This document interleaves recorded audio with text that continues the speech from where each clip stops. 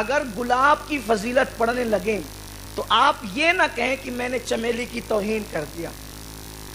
اگر آپ یہ ذہن میں رکھے بغیر، یعنی کہ اگر میں یہ کہوں کہ چاند بڑا خوبصورت ہے تو سورج کی توہین اس سے لازم نہیں آتی.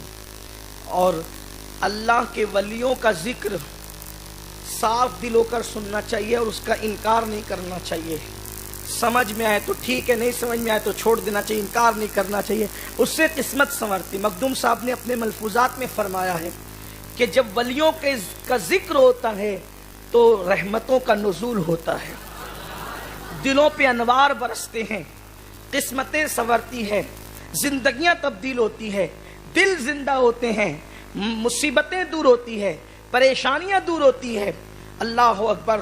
حضرت مخدوم اشرف جہانگیر سمنانی اس بزرگ کا نام ہے کہ آپ کی ولادت سے 3 مہینہ پہلے سمنان کی سلطنت میں مجذوب لوگ گلیوں میں اعلان کرتے پھرتے تھے، خبردار ہوشیار، اشرف سمنا تشریف لانے والے. سمنان کے جو مجذوب لوگ تھے وہ گلیوں میں اعلان کرتے تھے کہ اشرف سمنا آنے والا ہے، اشرف سمنا آنے والا ہے. اور اس سلسلے میں ایک مجذوب کا واقعہ بہت تفصیل سے لکھا گیا ہے تاریخ کے اندر کہ اس دور میں جو ہے وہ شہروں میں فصیل ہوا کرتی تھی، بڑی بڑی دیواریں ہوتی تھی اور پھر شہر کے دروازے ہوتے تھے. فصیلوں کو شہر پناہ بھی کہتے تھے، فصیل بھی کہتے تھے، دروازے بھی ہوتے تھے. تو دروازے رات کے وقت بند کر دیے جاتے تھے تاکہ دشمن کا کوئی خطرہ نہ ہو، چور ڈاکو کا کوئی خطرہ نہ ہو، شہر کے لوگ امن و امان سے سوتے رہیں. اور پھر جو ہے وہ گماشتے جو ہے وہ دیواروں پہ کھڑے ہو کر فصیلوں کی وہ ہاتھوں میں تلواریں لیے، نیزے بھالے لیے جو ہے وہ دیواروں پہ پہرا دیتے تھے کہ کوئی نہ آئے. ایک سپاہی یہ بیان کرتا ہے کہ میں نے دیکھا کہ اچانک رات آدھی گزر چکی ہے اور کوئی اعلان کرنے والا فصیل کے باہر اعلان کرتا ہے، خبردار ہوشیار، اشرف سمنا تشریف لانے والے. میں نے سوچا یہ اشرف سمنا کون ہے، یہ اشرف سمنا کون ہے؟ اور میں فصیل کے اس طرف دیکھ رہا ہوں اور اس کی آواز اچانک بلند ہوتی چلی جاتی ہے. چونکہ فصیل بھی تھی، اس کو پھلانگنا آسان نہیں تھا کیونکہ فصیل بہت اونچی اونچی ہوتی تھی، اس کو پھلانگا نہیں جا سکتا تھا، دروازے بھی بند تھے. وہ سپاہی کہتا ہے کہ میں یہ منظر دیکھ رہا تھا کہ میں نے کیا دیکھا کہ وہ باہر فصیل کی طرف اعلان کرتا ہے، میری پلک جھپکتی ہے، وہی اعلان شہر کے اندر سے آواز آتی ہے. جب میں شہر کے اندر دیکھتا ہوں تو میں کیا دیکھتا ہوں کہ جو باہر اعلان کر رہا تھا پلک کے جھپکتے وہ اندر پہنچ گیا ہے، دروازہ بھی بند ہے، فصیل بھی ہے، وہ اندر ہے. جب میں نے اس کو غور سے دیکھا وہ کوئی اور نہیں تھا، ہمارے سمنان کا سب سے بڑا مجذوب جس کو ابراہیم مجذوب کہتے تھے وہی اعلان کر رہا. اشرف سمنا آنے والے ہیں. گلی گلی کوچے کوچے لوگ حیران تھے، یہ اشرف سمنا کون ہے، یہ اشرف سمنا کون ہے؟ یہ وہی اشرف سمنا ہے جس کے تذکرے سمندر کے اندر بھی ہوتے ہیں، جس کے تذکرے دریا کے اندر بھی ہوتے ہیں، جس کے تذکرے جنگلوں میں بھی ہوتے ہیں، جس کے تذکرے بیابانوں میں بھی ہوتے ہیں. اللہ اکبر. یہ اشرف سمنا. اور پیدا ہوئے وہ سرکار کا بچپن میں بہت پہلے بیان کر چکا. پھر پیدا ہوئے، قرأت سبا کے قاری بنائے گئے، 7 قرأتوں پر قرآن پڑھنا جانتے تھے مخدوم صاحب. اور 14 سال کی عمر میں پہنچتے پہنچتے سارے ظاہری علوم کے عالم ہو چکے تھے. 14 سال کی عمر میں پہنچنے سے پہلے حضرت خضر سے ملاقات ہو چکی تھی. خضر علیہ السلام آپ کی باطنی تعلیم کے لیے تشریف لاتے تھے. حضرت اویس قرنی کی روح آپ کی تربیت فرماتی تھی. صرف اشارے دے کر آگے بڑھنا ہے. روح اویس قرنی آپ کی تربیت فرماتی تھی. خضر علیہ السلام باطنی تعلیم کے لیے تشریف لاتے تھے. آپ غور کریں کہ یہ شان سب کو میسر نہیں ہوتی. ہر ولی شان والا ہوتا ہے لیکن یہ شان سب کو میسر نہیں ہوتی. اور پھر حیرت کی بات یہ ہے کہ آدمی اگر لوم چلائے نا تو لوم چلاتے ہوئے انسان پنج گنج قادریہ بھی مکمل نہیں کر پاتا. اور مخدوم صاحب کی شان یہ ہے کہ حکومت سنبھالتے ہوئے بھی خضر علیہ السلام اور اویس قرنی کے دیے ہوئے اوراد و وظائف کی تکمیل کر رہے تھے. یہ کوئی کرامت سے کم نہیں ہے آپ کی کہ آپ جو ہیں اتنی عبادتیں کر رہے تھے. اس کا تذکرہ یہاں کرنے کی اس وقت گنجائش نہیں ہے کہ انہوں نے عبادتیں کتنی کہ تخت سلطنت سنبھالتے ہوئے، حکومت سنبھالتے ہوئے. اور آپ شاید اس بات کو سن چکے ہوں گے کہ جب چنگیزیوں نے حملہ کیا ہے تو اس وقت حضرت مخدوم صاحب کی عمر 15-16 سال کی صرف تھی. اس وقت آپ نے اپنے امیروں سے اور وزیروں سے جو ہے وہ مشورہ کیا کہ یہ حملہ کر رہے ہیں اور کوئی ان کے مقابلے میں ٹک نہیں سکا، پہاڑوں کی طرح یہ فوج لے کر کے آئے ہیں. تو لوگوں نے کہا کہ آپ جو ہے وہ کیا نظریہ رکھتے ہیں؟ وہ فرمایا کہ میں ان سے لڑوں گا. تو کہا کہ ٹھیک ہے، اگر آپ لڑیں گے تو ہم آپ کو مشورہ دیتے ہیں کہ فوج آپ روانہ کر دیں، لیکن آپ گھر میں بیٹھے رہیں، اپنے محل میں بیٹھے رہیں، آپ اپنا علاقہ سنبھالیں، فوج جا کر لڑے گی. تو مخدوم صاحب ان کے سامنے تقریر کرتے ہیں اور خطاب فرماتے، فرمایا کہ تم میری چھوٹی عمر پر مجھ پہ ترس کر رہے ہو اور اسی لیے تم مجھے مشورہ دے رہے ہو کہ تم کو جا کر کے لڑنے کی ضرورت نہیں ہے کیونکہ تم 15-16 سال کے، تم کھل کر نہیں کہہ رہے ہو، لیکن میری چھوٹی عمر پہ ترس کھاتے ہوئے تم کہتے ہو کہ آپ محل سنبھالے، فوج جا کر لڑے گی. کہا یہ ہمارے خاندان کی ریت کے خلاف ہے کہ خود تو گھر میں بیٹھے رہے اور فوج کو روانہ کرے. اللہ اکبر، میرے نانا کی سنت ہے، ہر جنگ میں مصطفیٰ جان رحمت آگے رہتے تھے اور لوگ پیچھے لا کرتے تھے. گھر میں بیٹھنا ہمارا کام نہیں ہے. اور جہاں تک چھوٹی عمر کی بات ہے تو کربلا میں چھوٹی عمر والوں کی شجاعت کو لوگ دیکھ چکے ہیں. چھوٹی عمر میں دشمن کو شکست دینا یہ ہمارے خاندان کی ریت ہے. چھوٹی عمر میں لڑنا ہماری عادت ہے. لوگ 14-15 سال کے اشرف پہ رحم کر رہے ہیں، جنگ تو 6 مہینے کا علی اصغر بھی کر چکا. یہاں عمر نہیں دیکھی جاتی، جس دن پیدا ہوتے ہیں اسی دن شیر خدا ہوتے ہیں. اور علی کے گھر والوں کو شیر سے پیار بھی کتنا تھا،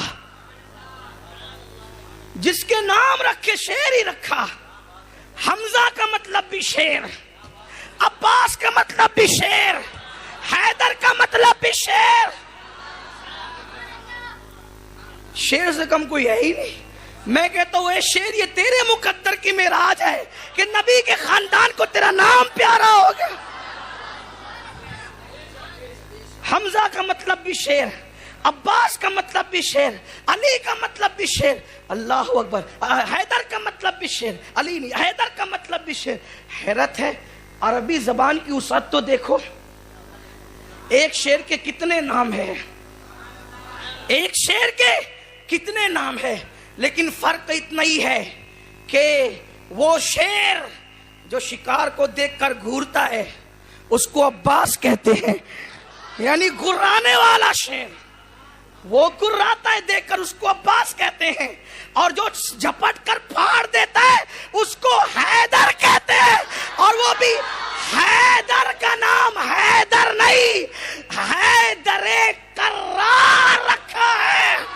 ایک ہوتا ہے فرار، ایک ہوتا ہے کرار. فرار اور کرار میں فرق یہ ہے کہ فرار میدان چھوڑ کے بھاگ جاتا ہے اور کرار پلٹ پلٹ کر حملہ کرتا ہے.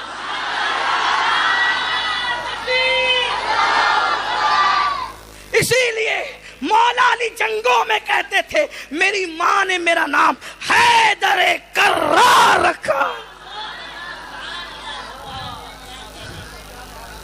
حیدر کرار. عباس گرانے والا. حضرت عباس کا ذکر ہے، چھوٹی عمر میں جنگ کیسے کیے. مورخ نے کہاں تک انصاف کیا مجھے نہیں پتا، نقل کی حیثیت سے بیان کر دیتا ہوں. ایک جنگ کے موقع پہ مولا علی نے اپنے بیٹوں سے میٹنگ کی. کہتے ہیں علی یہ مرتضیٰ کے کم و بیش 20 بیٹے تھے. کم و بیش کتنے تھے؟ 6-7 تو کربلا میں آئے تھے اور مزید بھی تھے. بہرحال اختلاف روایت تاریخی روایت ہے اور تاریخ میں تو اختلاف ہوئے گا کہ ہو ہی سکتا ہے. بہرحال امام موسیٰ کاظم کے 18 بیٹے تھے, 30 سے زیادہ بیٹے غوث پاک کے تھے. یہ خاندان اولاد والا بہت ہوا. لیکن اللہ اکبر, علی مرتضیٰ کے بھی کئی بیٹے, امام موسیٰ کاظم کے, لیکن بیٹے بہت زیادہ ہوئے تھے. امام زین العابدین سے کسی نے پوچھا آپ کے خاندان میں اولاد زیادہ ہوتے لیکن آپ کے ابا کے بیٹے کم ہے. فرمایا وہ تو شکر کرو کہ 3 ہو گئے, شکر کرو کہ 3 ہو گئے, ورنہ میرے ابا تو رات رات بھر مصلی پر ہی رہتے تھے. ان کو عبادت کا بڑا ذوق تھا. بہرحال تو بات آ گئی چھوٹی عمر کی جنگ کی. تو مولا مشکل کشا نے اپنے بیٹوں سے میٹنگ کی. سامنے 50,000 سے زیادہ کا لشکر تھا. اب توجہ میری طرف رکھیں, لوگ آتے جاتے رہیں گے اگر آپ کا ذوق سلامت ہے تو. حالانکہ یہ محفل باہر ہونی تھی لیکن شاید احباب نے بارش کی وجہ اور جمعہ کی وجہ سے کہا کہ مرکز پر رکھ لیں تاکہ اچھا ہو جائے. مولا مشکل کشا نے بیٹوں سے میٹنگ کی اور فرمایا کہ 50,000 سے زیادہ کا لشکر ہے, میں چاہتا ہوں کہ علی کا کوئی بیٹا جائے, علی کا کوئی بیٹا جائے اور جا کر 50,000 کے لشکر سے جنگ کرے. علی پاک نے اپنے بیٹوں کی تربیت کیسے کی تھی. بہادری اس گھرانے کا وتیرہ ہے, اس گھرانے کی پہچان ہے. یہ اور بات ہے کہ صبر کرتے ہیں تو لوگوں کو بزدل نظر آتے ہیں, لیکن یاد رکھیں صبر بزدلی نہیں ہے, اصل بہادری تو صبر ہی کا نام ہے. ہاں تو آپ نے میٹنگ کے درمیان کہا کہ علی کا کون بیٹا 50,000 کے زائد لشکر سے اکیلا لڑے گا. تو امام حسن کھڑے ہوئے, کابو میں جاؤں گا. کہو پیارے حسن میں نے نبی کا بیٹا نہیں کہا, میں نے علی کا بیٹا کہا. تم نبی کے بیٹے ہو, تم نبی کے بیٹے ہو, میں نے نبی کا بیٹا نہیں کہا, علی کا بیٹا ہے. اولاد علی, لیکن حضور نے کہہ دیا نا کہ حسن حسین میرے بیٹے ہیں, اور قرآن نے بھی کہہ دیا ابنانا و ابناءکم, اپنے بیٹوں کو آپ لائیں وہ اپنے بیٹوں کو لائیں. قرآن کہہ رہے ان کو نبی کا بیٹا. تو مولا مشکل کشا نے کہا کہ میں نے علی کا بیٹا کہا ہے, نبی کا بیٹا نہیں کہا ہے. تو 12 سال کے تھے حضرت عباس علمدار, غازی عباس, اٹھ کے کھڑے ہوئے کہا بابا میں جاؤں گا. مولا مشکل کشا, ظاہر سی بات ہے کہ نام عباس رکھا تھا نا, غرانے والا شیر, غرانے والا شیر نام عباس رکھا تھا. تو مولا عباس نے کہا ابو میں جاؤں گا. تو مولا عباس نے کہا جانتے تھے اس لیے کہ علی کو اپنے خون پہ ناز تھا. خدا کی قسم علی جس گھوڑے پہ بیٹھ جائے وہ بھی بہادر ہو جاتا ہے. ہاں علی جس گھوڑے پہ بیٹھ جائے وہ بھی بہادر ہو جاتا ہے. یار وہ تو علی کا خون تھا. کہا ابا میں جاؤں گا. کہا بیٹے تیری پہلی جنگ ہے, آج سے پہلے تو نے جنگ نہیں کی ہے, تو تو لڑے گا کیسے, تلوار کیسے چلائے گا. عباس نے کہا اللہ کی عزت کی قسم بابا تیری اولاد ہے, میری تلوار چلاؤں گا تو جعفر کی یاد نہ آ جائے تو پھر کہنا, تلوار چلاؤں گا پلٹ پلٹ کے حملہ کروں گا, خیبر کی یاد آپ کو نہ آ جائے تو پھر کہنا. ہو سکتا ہے آپ سوچے کہ عباس لڑ رہا ہے یا خیبر میں علی ہی لڑ رہا ہے, اس کا اندازہ لوگوں کو نہیں ہو سکے. کہا بابا یہ تو میری تلوار ہے, تیرے بیٹے کی تلوار ہے. خدا کی عزت کی قسم اللہ نے میری آنکھوں میں وہ تاثیر دی ہے, ان کو گھور لوں گا تو بھی ان کا قصہ تمام ہو جائے گا. میں نے ماہ محرم میں بھی یہ بات کہی تھی. لوگ کہتے ہیں گھرنے سے 50,000 کا لشکر کیسے ختم ہو سکتا ہے. تو ہم نے کہا بخاری بھی پڑھ لو پھر ذرا. اللہ جس کو اپنا ولی بناتا ہے اس کی آنکھوں کے بارے میں کہتا ہے میں اس کی آنکھ بن جاتا ہوں. جس کی آنکھ خدا بن جائے جیسا کہ اللہ کی شان ہے, پھر وہ کسی کو گھور لے تو نہیں مر جاتا انسان. تو بتاؤ جب ولی بنے کیسے, نوافل کی کثرت سے ولی بنے, تو اس کی آنکھوں کی تاثیر یہ ہے جو علی کے گھر میں پیدا ہو کر علی کی گود میں پلے, اس عباس کی نگاہوں کی تاثیر کیا. قمر بنو ہاشم باب الحوائج, قمر بنو ہاشم باب الحوائج مولا عباس. تو مخدوم صاحب نے کہا बचपने में लड़ना ये हमारे खानदान की रीत है। मुझ पे रहम मत करो 15-16 साल की उम्र देखकर, चलो मैं खुद चलूंगा। और उसके बाद जो लड़ा है, तारीख गवाह है, चंगेजियों से कोई जीत नहीं सका सिवाय अशरफ नाम के बादशाह के। और उसी अशरफ को अशरफ सिमना जहांगीर समनानी कहते हैं। ये मखदूम साहब है। मखदूम साहब जब अपने घर से निकले, इन्होंने पूरी जिंदगी सयाहत में गुजारी, सफर में गुजारी। सफर करते करते ये रोम पहुंचे। रोम बहुत दिन तक के इन्होंने क़याम किया। जब रोम में क़याम किया तो वहां अपनी खानका भी बनाई, अपनी खानका भी बनाई। वहां पर खानका में एक कमरा था। एक मशहूर नाम है तसव्वुफ की दुनिया में हज़रत जलालुद्दीन आरिफ रोमी का। उन दिनों उनके जानशीन वहाँ जलवगर थे। उन्होंने हज़रत मखदूम अशरफ जहांगीर सिमनानी को दावत दी अपनी खानकाह में कि सरकार तशरीफ़ लाएं। और जब चूँकि उस दौर का भी ये रिवाज था और आज भी कुछ हद तक ये रिवाज मौजूद है कि जब हम शयूख को, मशाइख को, उलमा को, औलिया को अपने घर मदऊ करते हैं तो फिर तन्हा उनको दावत नहीं देते, बल्कि कई मुअज़्ज़ज़ लोगों को भी मदऊ करते हैं कि इनके साथ औरों की भी दावत हो जाए। तो मखदूम साहब को जब उन्होंने दावत दी तो जो रोम के शेखुल इस्लाम थे, रोमी शेखुल इस्लाम, शेखुल इस्लाम उसको कहते हैं कि जो उस दौर के अहले इल्म में बड़ा बुलंद मकाम रखता हो, बहुत ज़्यादा उसकी इल्मी सलाहियत बहुत ज़्यादा हो, उसको शेखुल इस्लाम का मतलब होता है इस्लाम का शेख, बहुत इल्म वाले का खिताब, उसका लक़ब होता है जिसके इल्म को बहुत बेमिसाल लोग पाते हैं। इल्म हदीस, इल्म फ़िक़्ह, और जो उसको अल्लाह ताला बड़ा दरक अता करता है इल्म दीन के मामले में, तो उसको शेखुल इस्लाम का लक़ब देते हैं।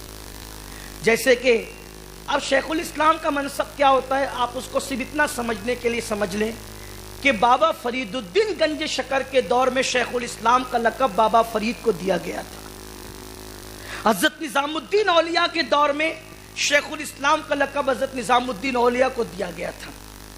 हज़रत ख्वाजा उस्मान हारूनी के दौर में शेखुल इस्लाम का लक़ब हज़रत जो वो ख्वाजा उस्मान हारूनी को दिया गया था। यानी आप समझ सकते हैं कितना बड़ा मनसब है ये शेखुल इस्लाम का लक़ब और मनसब। तो रोम के जो शेखुल इस्लाम थे, आरिफ रूमी के सज्जादा नशीन ने उनको भी मदऊ किया कि हम मखदूम अशरफ जहांगीर समनानी को हमने मदऊ किया है अपनी खानकाह में, आप भी तशरीफ़ लाएं। अब ये शेखुल इस्लाम साहब भी तशरीफ़ लाने वाले थे, तो इन्होंने जैसी दावत मिली तो इन्होंने माइंड बनाया कि सुना है कि अशरफ सिमना बड़े इल्म वाले हैं, तो जब दावत में ये आएंगे तो मैं इनसे ऐसा सवाल करूँगा कि ये जवाब नहीं दे पाएंगे। असल में क्या है कि खुदा जब हुस्न देता है तो नज़ाकत आ ही जाती है। तो जब अल्लाह ताला इल्म देता है तो कभी कभी ऐसा होता है ना कि खुमार इल्म आदमी पर जब छा जाता है तो फिर कभी कभी उसको कुछ नज़र नहीं आता। बेचैन नवाब दुरूद शरीफ पढ़े, मेरी बात सुने आप लोग। रब्ब सल्लि व सल्लिम दाइमन अबदा अला हबीबिका खैरुल खल्क़ि कुल्लिहिम। मेरी तरफ तवज्जो फरमाएं, मैं बहुत कीमती बात कर रहा हूँ, अपने आका का जिक्र कर रहा हूँ। हाँ। तो रोम के शेखुल इस्लाम ने सोचा कि जब अशरफ सिमना आएंगे तो उस वक्त जो है वो हम उनसे ऐसा सवाल करेंगे कि वो उसका जवाब न दे सके। इन्होंने माइंड सेट कर लिया और जो दिलो दिमाग में सवाल ये बहुत मुश्किल से मुश्किल, शेखुल इस्लाम साहब बहुत मुश्किल से मुश्किल जो सेट कर सकते थे उन्होंने सेट किया। हजरत तशरीफ लाए। जैसे ही हजरत खानका में दाखिल हुए तो पहले सब लोग आ चुके थे। जब खानका में हजरत ने कदम रखा तो जो रोम के शेखुल इस्लाम थे उन्होंने क्या देखा, अशरफ सिमना के जिस्म से एक वजूद निकला बिल्कुल उनके हम शक्ल। वो एक जगह खड़ा हो गया, फिर दूसरा निकला, फिर तीसरा निकला, फिर चौथा निकला, फिर पांचवा निकला, हत्ता के 100 वजूद निकले और मखदूम साहब के दाएं बाएं खड़े हो गए।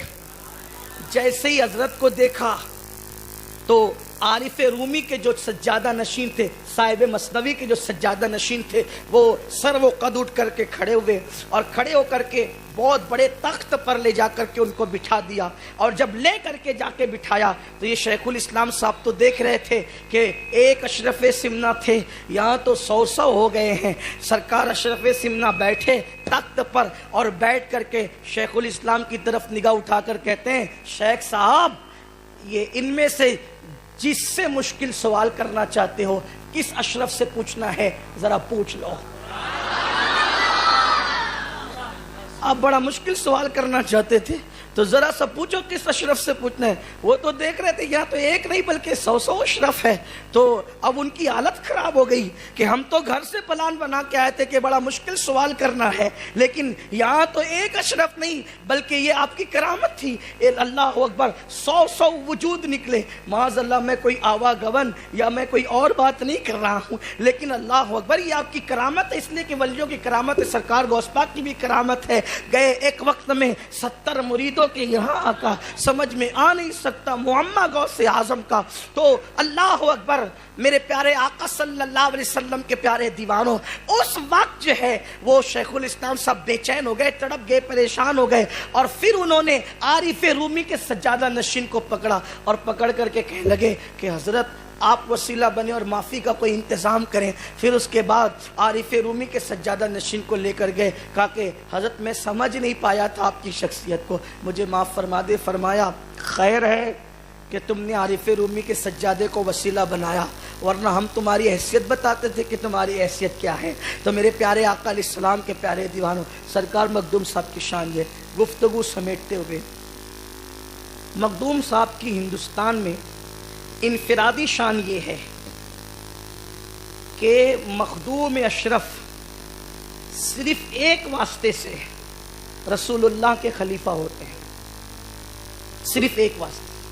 یہ ایک انفرادی شان ہے آپ کی کہ مخدوم صاحب اور رسول اللہ کے درمیان صرف ایک فاصلہ ہے، بس ایک شخصیت ہے۔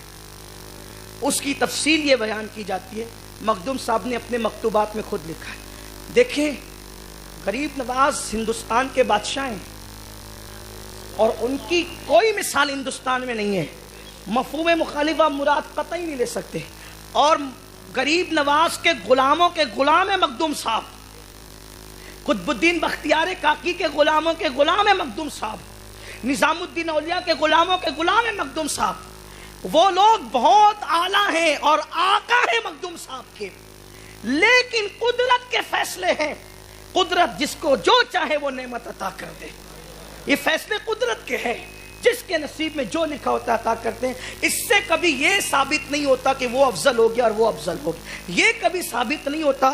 اور یاد رکھیں فتاوی رضویہ شریف میں امام اہل سنت نے لکھا ہے کہ اولیاء کے درمیان اپنی اٹکل سے کہ یہ افضل ہے اور یہ افضل ہے، یہ اٹکل سے باتیں کرنا یہ تباہی کا ذریعہ ہے، کبھی کبھی ایمان جانے کا بھی خطرہ ہے، یہ بڑی بدبختی ہے۔ اس لیے تقابل نہیں کر رہا ہوں، غلام اور آقا میں کوئی تقابل نہیں ہو سکتا، لیکن چونکہ آپ کی شان بیان کرنے بیٹھا ہوں تو یہ شان اللہ نے آپ کو دی ہے کہ کئی آپ کے سلاسل ہیں، آپ کو کئی سلسلے سے خلافت ہے، جیسے چشتیہ نظامیہ کی خلافت آپ کو ہے، اسی طریقے سے سلسلہ قادریہ کی خلافت آپ کو حاصل ہے، اور بلکہ یہ جو اویسی سلسلہ ہے اس میں بھی رسول اللہ، حضرت اویس قرنی اور پھر مخدوم صاحب، یہ ایک سلسلہ ہے، یہ تو اویسی سلسلہ ہے۔ اس کے سوا ایک اور سلسلہ ہے جس میں مخدوم صاحب اور رسول اللہ کے درمیان ایک فاصلہ ہے بس، اور وہ ہے صحابی رسول، یعنی مخدوم صاحب ڈائریکٹ صحابی رسول کے خلیفہ ہیں، اور حالت خواب میں نہیں، حالت روحانیت میں نہیں، بلکہ حقیقت میں وہ صحابی کے خلیفہ ہیں، اور اس صحابی کا نام ہے ابو الرضا بابا رتن ہندی رضی اللہ تعالیٰ۔ یہ بابا رتن ہندی کون ہے؟ اب پہلے تھوڑا سا ان کا تعارف آپ دیکھ لیں۔ ان کی صحابیت پر لوگوں نے کلام کیا ہے، لیکن میں کلام نہیں کرتا، جراح کی بات نہیں کرتا، مخدوم صاحب نے ان کو صحابی لکھ دیا، میرے لیے اتنا کافی ہے۔ پھر مخدوم صاحب کے بعد علامہ عبد الرحمن جامی نے بھی ان کو صحابی لکھا، یہ بڑی اس پہ دلیل ہے۔ پھر اس کے بعد ابن حجر نے ان کو صحابی لکھا، یہ اس پہ اور بھی دلیل ہے۔ امام اسقلانی نے صاحب بھی لکھا، یہ بھی اس پہ دلیل ہے۔ پھر اس کے بعد دور حاضر کے ہمارے بہت بڑے محقق علامہ فیض احمد اویسی رحمۃ اللہ علیہ نے ان کو صحابی رسول لکھا۔ اب میں تو ایک طالب علم ہوں نا، تو مجھے تو فضیلت ہی پڑھنا آتی ہے۔ یہ اتنے حوالے میں نے دے دیے، کوئی مناظرے کا دروازہ کھولنے کا ارادہ نہیں ہے، اور نہ ہی کوئی مجھے آپ سے کوئی گفتگو کرنے کی میری طبیعت ہے، اس لیے کہ اللہ کی توفیق سے جن لوگوں کو سونے کی فرصت نہیں، وہ مناظرے کی فرصت کہاں سے لائے گا؟ اس کے لیے بھی فرصت درکار ہے۔ لیکن یہ میں نے حوالے دے دیے، آپ ان پر اعتبار کریں، امام جامی پر، ابن حجر پر، اسقلانی پر، علامہ فیض احمد اویسی پر، اور بھی لوگ ہیں۔ اتنے حوالے میں سمجھتا ہوں کہ عاشقوں کے لیے کافی ہے، اور ان میں سے کوئی نام غیر معتبر نہیں ہے، سب معتبر نام ہے۔ یہ لوگوں نے اپنی اپنی کتب میں لکھا ہے کہ بابر اور صاحب میرات الاسرار عبد الرحمن ردولوی رحمۃ اللہ علیہ یہ بھی اس میں شامل ہے۔ یہ لوگ سب لکھتے ہیں کہ بابا رتن ہندی اس صحابی کا نام ہے کہ جنہوں نے چاند کے ٹکڑے ہوتے ہوئے ہندوستان میں بیٹھ کر اپنی آنکھوں سے دیکھا ہے، ہندوستان میں بیٹھ کر اپنی، اور ہندوستان میں جو پہلا مسلمان ہوا ہے اس کو بابا رتن ہندی کہتے ہیں۔ ابھی آپ اس کو صرف سنتے جائیں، انشاءاللہ نتیجہ سامنے آتا ہے۔ ہندوستان کا پہلا مسلمان ابو رضا بابا رتن ہندی ہے رضی اللہ تبارک و تعالیٰ، اور یہ وہ شخص ہیں، سبحان اللہ، ہندوستان کو کیا شرف حاصل ہے، میرے عرب کو آئی ٹھنڈی ہوا جہاں سے، میرا وطن وہی ہے، میرا وطن وہی ہے۔ چاند کے ٹکڑے تو پوری دنیا میں دیکھے گئے تھے، لیکن ہندوستان میں بھی دیکھا گیا۔ پتہ چلا حضور کے معجزات کو ماتھے کی آنکھوں سے ہندوستان میں بھی دیکھا گیا ہے۔ تو بابا رتن ہندی بہت بڑے تاجر تھے، اور وہ اپنے ابا اور اپنے چچا کے ساتھ تجارت کے لیے ملک عرب جاتے تھے۔ انہوں نے چاند کے ٹکڑے ہوتے ہوئے دیکھا، لیکن اس سے پہلے بابا صاحب خود فرماتے، رتن ہندی رضی اللہ تعالی عنہ فرماتے ہیں کہ میری عمر 17 یا 18 سال کی تھی، میرے چچا اور میرے ابا کے ساتھ میں جو ہے وہ ملک شام جا رہا تھا یا تجارت کے لیے نکلا تھا۔ ایسے میں جو ہے وہ ہمارا جو راستہ ہوتا تھا، وہ راستہ خراسان وغیرہ سے ہوتے ہوئے، مکہ سے ہوتے ہوئے، مدینہ سے یعنی اس وقت اس کو یثرب کہتے تھے، مدینہ سے ہوتے ہوئے جو وہ ملک شام ہم جاتے تھے، کیونکہ تجارت اس طرح کی ہوتی تھی کہ یہاں سے سامان لے کر جاتے تھے، اپنا سامان بیچا، پھر خریدا، پھر بیچا، پھر خریدا۔ اور ہندوستان کے جو گرم مسالے اور ہندوستان کی جو چیزیں ہیں، اس کی بڑی اہمیت تھی اس عرب کے اندر، دنیا کے اندر۔ ہمارے یہاں کی کالی مرچ جو ہے، یہ جو ہے وہ اہل یورپ اس کو جو ہے وہ بلیک سونا کہتے تھے، کالا سونا کہتے تھے اس کو، جو ہے وہ اس کو کالے سونے کے نام سے جانتے تھے کہ کالا سونا۔ میرے آقا علیہ الصلوۃ و تسلیم کے پیارے دیوانوں، اور اسی طرح سے جو ہے وہ دارچینی یہاں کی ہے، یہاں کے گرم مسالے ہیں، اور بھی چیزیں۔ تو پیارے آقا صلی اللہ علیہ وسلم کے پیارے دیوانوں، یہ اللہ تعالیٰ نے اس میں بڑی طاقت رکھی تھی۔ اس کی وجہ یہ یہاں کا عود بڑا مشہور تھا، بلکہ ضعیف روایتوں کے اندر تو یہاں کی عود کی تعریف بھی اللہ کے رسول علیہ السلام سے ثابت ہے۔ اسی طرح سے یہاں کی جڑی بوٹیوں میں اللہ نے شفا رکھا ہے، یہ بھی حدیث مبارکہ ثابت ہے، اگرچہ روایتوں پر ذوب کا حکم ہے، لیکن بات یہ ہے، اس کی وجہ یہ معلوم ہوتی ہے کہ آدم علیہ السلام جب جنت کے پتے باندھ کر زمین پر آئے تھے تو اس کے اثرات ہندوستان کے درختوں کو نصیب ہوئے ہیں، اس کی برکتیں۔ اسی لیے آپ دیکھیں گے کہ جتنی لذت ہندوستان کے پھلوں میں آپ کو ملے گی اور کہیں پھل میں آپ کو، میں شکر کے طور پہ کہہ رہا ہوں، میری کبھی عادت نہیں ہے کہ میں یہ بیان کروں کہ میں بمبئی گیا اور لکھنؤ گیا اور دلی گیا، میری کبھی مائک پر یہ عادت نہیں ہے بیان کرنے کی، کیونکہ مجھے اس سے شرم آتی ہے، کیونکہ لوگ تقریر سننے آئے ہیں، ملکوں کے نام سننے نہیں آئے ہیں۔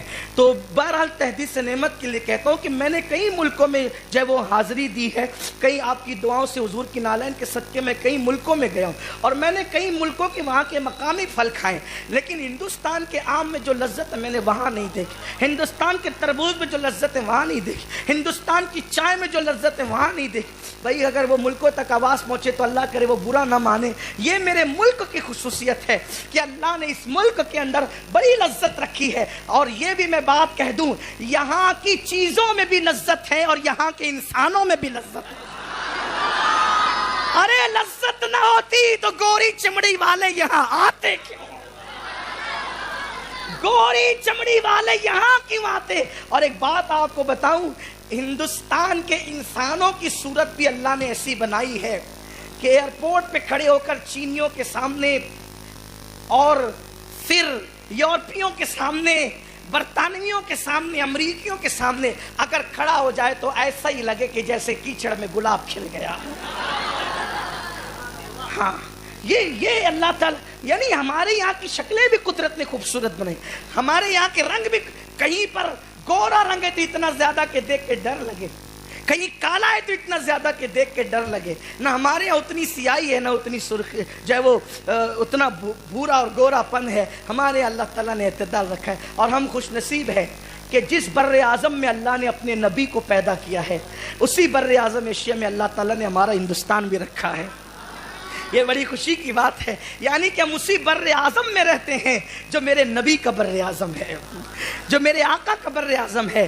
بہرحال تو بات دور نہ نکل جائے تو یہاں سے تجارت کے لیے بہت لوگ جاتے تھے۔ تو بابا رتن ہندی کہتے ہیں میری عمر جو ہے وہ 17-18 سال کی تھی تو میں میرے چچا اور میرے ابا کے ساتھ جو ہے وہ مکے کی وادیوں سے ہوتے ہوئے شام جا رہا تھا۔ میں نے دیکھا ایک چاند سا پیکر، میں نے دیکھا۔ اب یہاں میں اپنے الفاظ میں اپنے یار کا تذکرہ کر لوں، کتاب میں جو لکھا ہے اس کو اپنے الفاظ کا جامع اپنے ذوق کے مطابق پہنا کر کم سے کم غلامی کا حق تو ادا نہیں ہو سکتا، ثبوت غلامی ہی پیش کر دوں۔ بابا رتن ہندی کہتے ہیں میں نے دیکھا کہ ایک ننھا سا وجود، چاند سا پیکر، ایسا لگتا تھا جیسے آسمان کا چاند زمین پہ اتر آیا ہوا، یا یوں لگتا تھا جیسے سورج نے اپنی کرنوں کو سمیٹ کر زمین پر قدم رنجائی کی ہو، یا ایسا لگتا تھا جیسے شاہکار قدرت یا حسن جنت سمٹ کر کسی ایک پیکر میں جمع ہو گیا ہو، یا ایسا لگتا تھا جیسے ستاروں کی انجمن زمین پر آ گئی ہو، یا ایسا لگتا تھا جیسے حسن کی ملکہ نے اپنے پورے پروں کو سمیٹ کر کسی وجود کے اندر جو ہے خامہ فرسائی کر لی ہو، یا ایسا لگتا تھا جیسے کسی بہت بڑے باغ میں کسی گلاب نے ابھی ابھی مسکرایا ہو، کوئی کلی ابھی ابھی مسکرائی ہو۔ کیا کہوں اس کو، بلکہ یوں لگتا تھا جیسے عرش فرش پر آ گیا ہو، لیکن وجود بڑا ننھا سا تھا، وجود بڑا چھوٹا سا تھا۔ اس کے آگے آگے بکریاں تھی اور اس کے ہاتھ میں ڈنڈا تھا، وہ ایک عصا لے کر کے چاہے وہ بکریوں کی طرف چل رہا تھا۔ لیکن اللہ اکبر، آئیے ذرا بابا رتن نے نہیں کہا لیکن دوسری روایتوں کے ذریعے سے اس کو بھی پیش کر دوں۔ جب میرے نبی بکریاں چراتے تھے، ہر چرواہا جب بکری چراتا ہے تو کبھی بکری کے ادھر پیچھے بھاگتا ہے، کبھی ادھر پیچھے بھاگتا ہے، بکری ادھر کو جاتی ہے، کبھی ادھر کو جاتی ہے، کبھی ادھر کو جاتی ہے، وہ ڈنڈے سے ادھر ادھر کرتے رہتا ہے۔ مگر قربان جائیں جب نبی بکری لے کر جاتے تھے تو نہ بکری ادھر جاتی تھی نہ بکری ادھر جاتی تھی، بکریاں قطار میں چلتی تھی اور بتاتی تھی جس کی اتباع صدیق و فاروق پر واجب ہونے والی ہے، آج اس کی اتباع کر کے بتا رہے ہیں، آج اس کی اطاعت کر کے بتا رہے ہیں کہ جانور بھی اس کے فرما بردار ہیں۔